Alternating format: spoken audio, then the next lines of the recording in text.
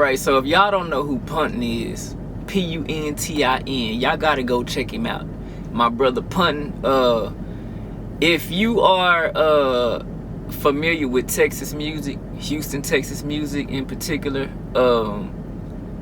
Puntin is affiliated with the legendary Screwed Up Clique. That is one of the biggest known groups that I know of out of Houston, Texas. They've been around for ages, and it's like that's why I say they are legends. You know what I'm saying? And that's the music that I was raised up on. ESG, if any of y'all know ESG, Lil Kiki. Well, ESG, at one of his concerts or shows, he had introduced or recognized Puntin as one of the I believe he said one of the first members of Screwed Up Christian. Now, we all know that SUC stands for Screwed Up Clique. But if you look at ESG, who other name was it? Trey the Truth. They have like kind of like double meanings to their names. Like, you know, when they first started out, like ESG is Everyday Street Gangster. That's what his name stands for. And you got to realize that one thing I like about Screwed Up Clique is a lot of those guys were raised. They you know, I don't know the exact history of each one of them individually, but you can tell that they was kind of like raised knowing about church, knowing about the Bible, knowing about Christ. And so you know, even though they came up in a hard life and ran the streets, they still knew, you know what I'm saying, about their Lord and Savior. You know, that Zero talks about it all the time. And so Gorilla Mob, you know, they always talked about you know, the Lord and whatnot in their music. Now you got other artists, you know, in mainstream music that anybody can say God, but God and who is their God? You feel what I'm saying? Like, so but that's what I'm saying about the Screwed Up Clique. They make it more personal. They let you know who their God is. Who, you know what I'm saying? So anyways, what I'm saying is ESG introduced Puntin as one of the first members of the Screwed Up Christian, and that's why I was saying ESG. He has Everyday Street Gangster, but he also has a double meaning to that, as everyday serving God. ESG does go to church, actually, because I've seen him post. I don't know how often he goes, but he probably go more than me. You know what I'm saying? So, I mean, but I've seen him post stuff about that. So, that's one thing I like about them. They street dudes, but they, you know, they go to church, or they know the Lord. And I was raised up in the church. I was raised up, I was, you know, like a grade A student. But as a teen, I got off track, and I had my share of, you know, dipping into that street life. And so that's why I'm so kind of like tied into or affiliated with what they do, because I can relate to a lot of it. Not all of it, but I can relate to a lot of it because I've been down that, I've had a taste of that, you know, that avenue. And so, and I hung around with, you know, a lot of street dudes and hardcore, you know what I'm saying? So that was just, you know, just coming up, and that's just how it is. I've done music with Puntin. I bought several beats from Puntin, and even before Puntin was really in the Christian side of it, he's always been selling beats. Anytime somebody asks me, hey man, you know, I heard you sell beats, or I heard you make your own beats or whatever. But I don't really, even though I make my own beats, I don't really sell beats. I don't have the time for that. Puntin specializes in making beats for people. I always refer people to Puntin. And he has Puntanious Productions also is what he has now, where he brings in artists. He's brought in quite a few artists up under, you know, Puntanious Production. And so, man, look, Puntin is one of them that I like Puntin because Puntin is not he's not one of them stuck up, you know, dudes. And that's one thing I like about him. He's very humble. He tries to, you know, work with everybody. You know, he tries not to be big-headed. And when I say work with everybody, I'm saying, like, if you want to do a song with him, he opens his door. He offers that. You know what I'm saying? But a lot of people wait until an artist gets to the top and then they want to do music, or hey man, you know, because they want to feed off of that, you know, off of that person's success. One thing I always say to people, man, you gotta catch people before they blow. You see what I'm saying? Don't wait till somebody blow up. Then, oh yeah, man, I want to do something with you. Cause now it really makes it look like you only want to do something with them because they blew up. You know, I like to work with people. I like to try to work with people that's on the bottom, and we grow together. You know what I'm saying? But man, Puntin is very consistent, very, very, very consistent. He takes his work very seriously.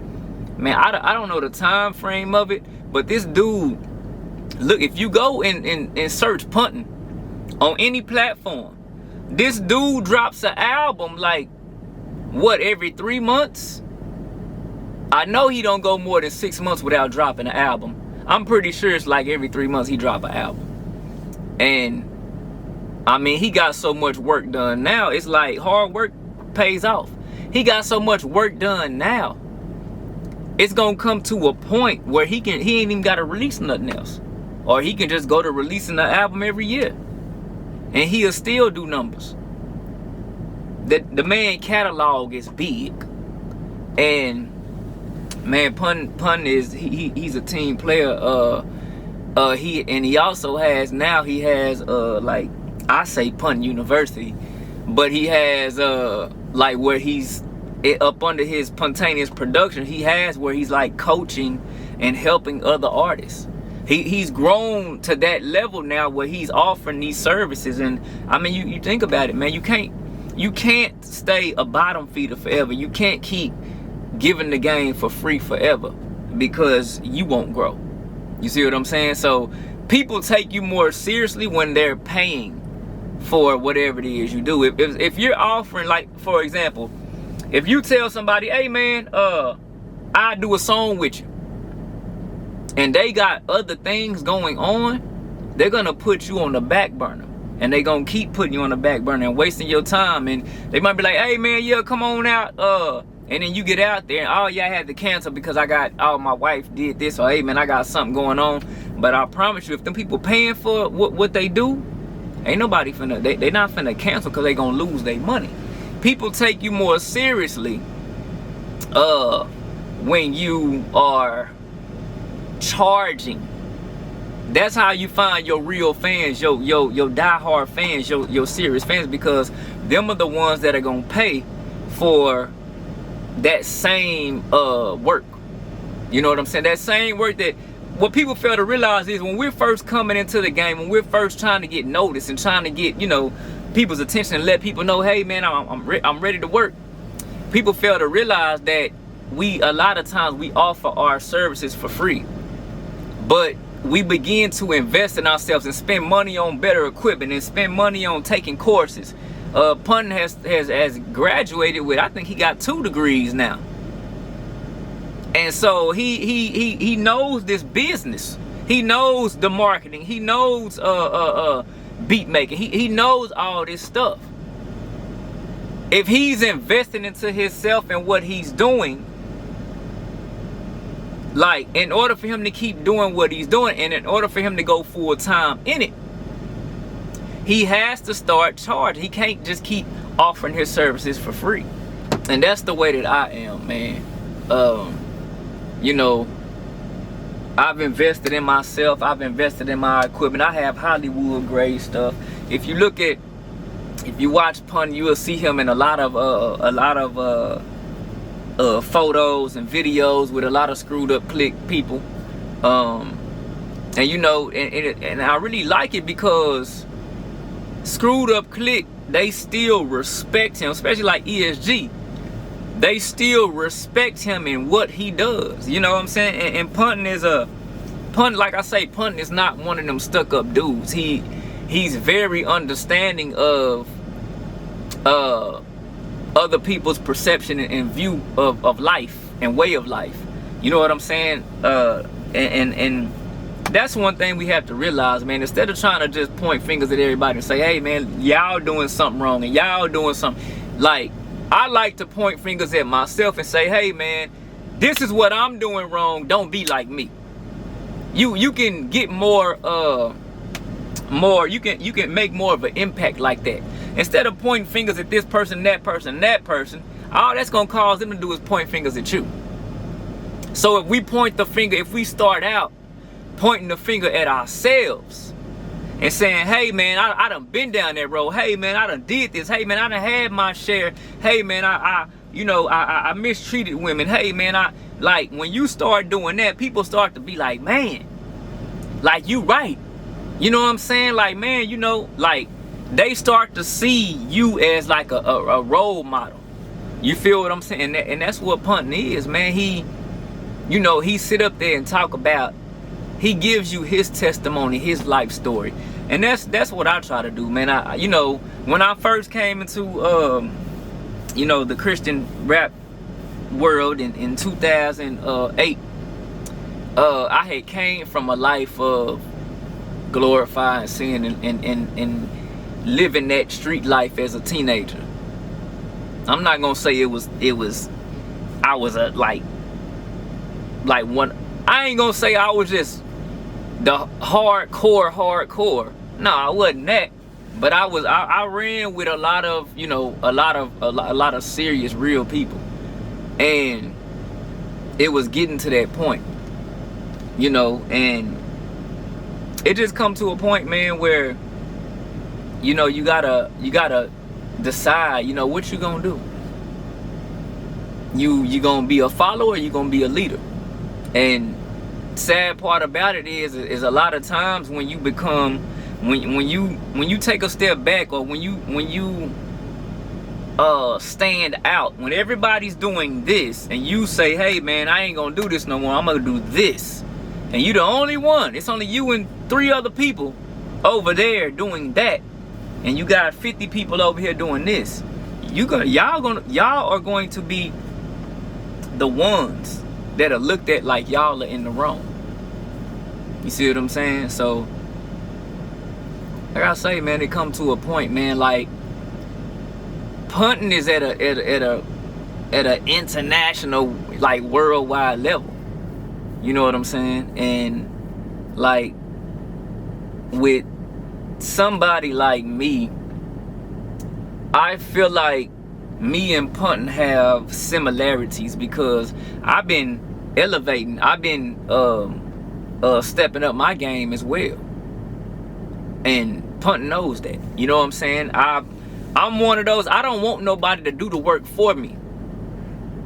Think about it, man. It's a lot of people that want you to do the work for them. It's a lot of people that want handouts. A lot of people, hey man, you know, record a song and then they want you to do all the editing and pay all the money for, you know, the marketing and distribution and like all the stuff, making the beat and like all this stuff that goes into getting work done.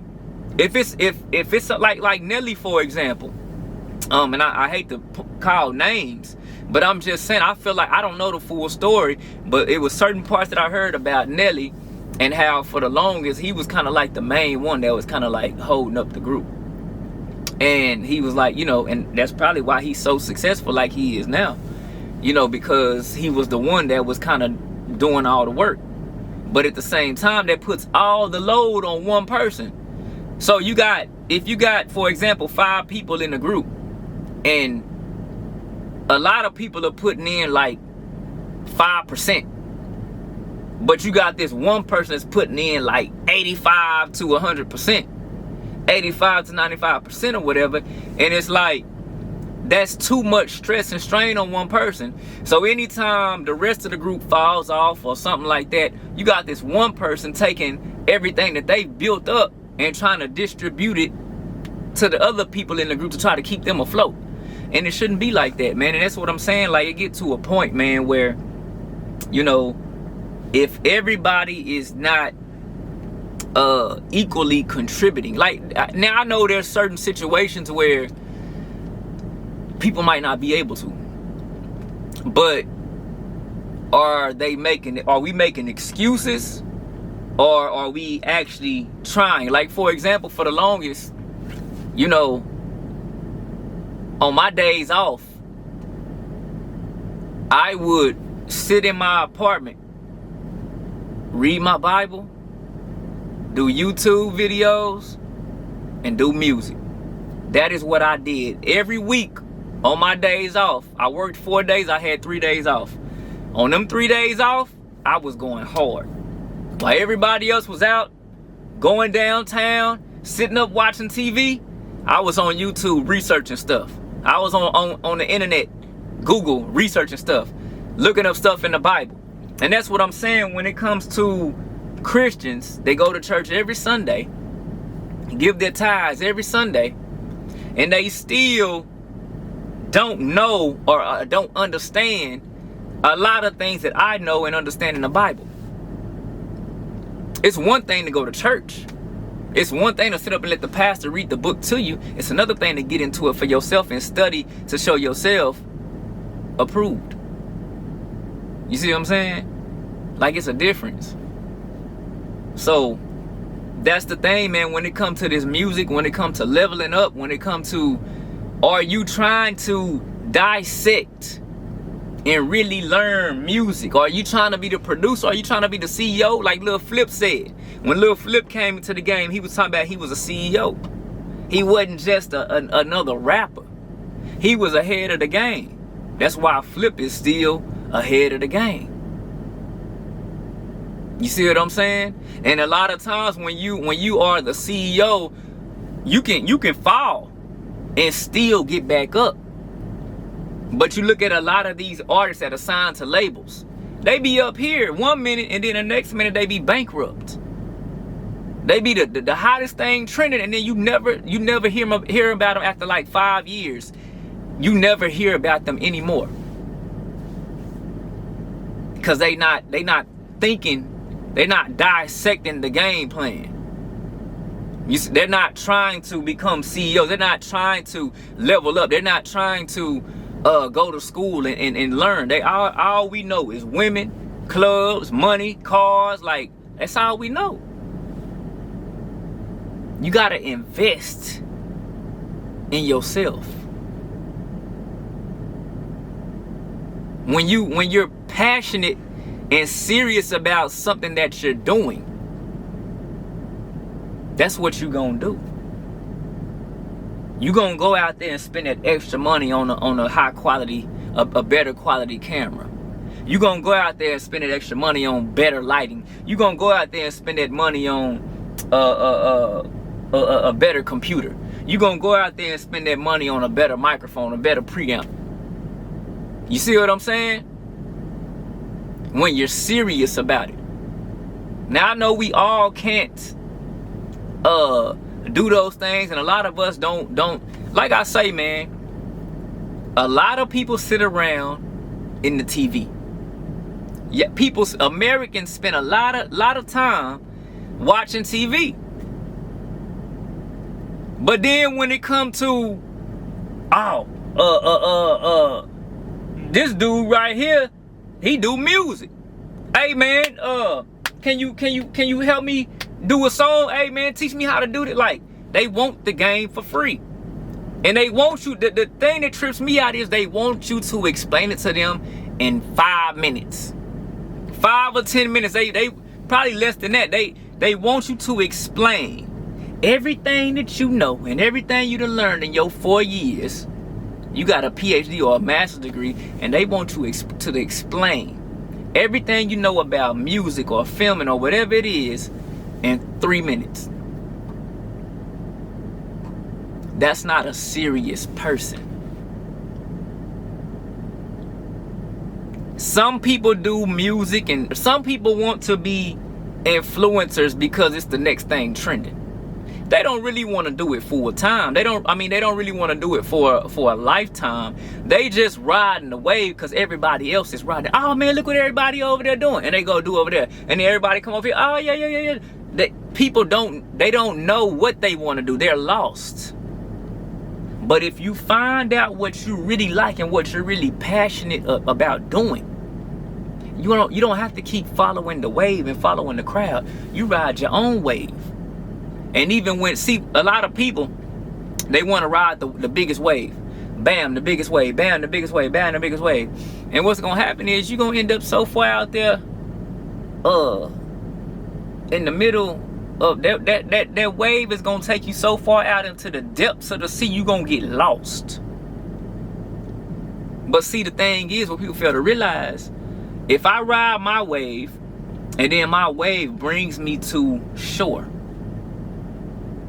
everybody else looking at me like, oh, he done died out. He ain't doing nothing. No. I was brought to shore for a reason. Now I'm finna set up shop over here and do my thing. We done stepped into level 2, level 3, level 4. You see what I'm saying? Riding a wave was just one level. Riding a wave might have been, you know what I'm saying? Like I say, it's fun parts of it. And it's more serious parts. And this is, now that I've been brought to the shore, I can kick my feet up and sip lemonade and watch y'all out there going back and forth. Now I'm looking at the waves, but y'all looking at it like, oh, his wave done died out. No, I was brought to the shore. It's vacation time to kick my feet up and watch y'all work hard.